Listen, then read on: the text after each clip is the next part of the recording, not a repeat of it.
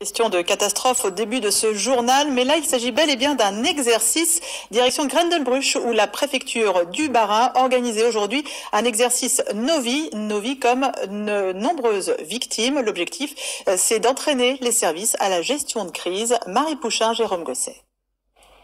L'alerte est donnée en début d'après-midi. Un bus scolaire est couché dans un ravin sur le flanc.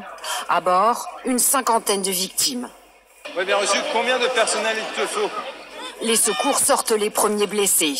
Le terrain est escarpé, particulièrement pentu. Les pompiers sont épaulés par le groupement de recherche et d'intervention en milieu périlleux. Chaque minute compte, mais il faut savoir prendre son temps. On ne peut pas aller vite. Il faut toujours travailler en sécurité.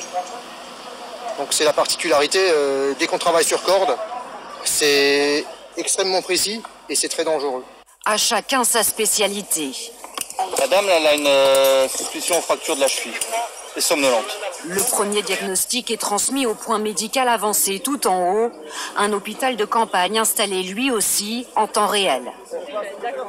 C'est une vraie chance de pouvoir travailler dans des conditions naturelles réelles, avec un vrai bus et dans des conditions qui nous permettent de mettre en œuvre toutes nos techniques de spécialistes, notamment tout ce qui concerne le sauvetage en milieu périlleux. Secours et soins, sécurité, collectivité locale. Un test grandeur nature à 400 personnes. Le plus difficile est de travailler ensemble. C'est compliqué de coordonner et surtout d'avoir les bons réflexes le jour J. Parce qu'il peut arriver qu'il y ait des éléments de suraccident qui interviennent. Donc il faut déjà que la base soit sûre et que les réflexes soient là. Et puis surtout d'en tirer des retours d'expérience, enfin des conclusions ou des remarques pour qu'on puisse progresser, améliorer nos procédures. L'exercice sera analysé à froid dans les prochaines semaines.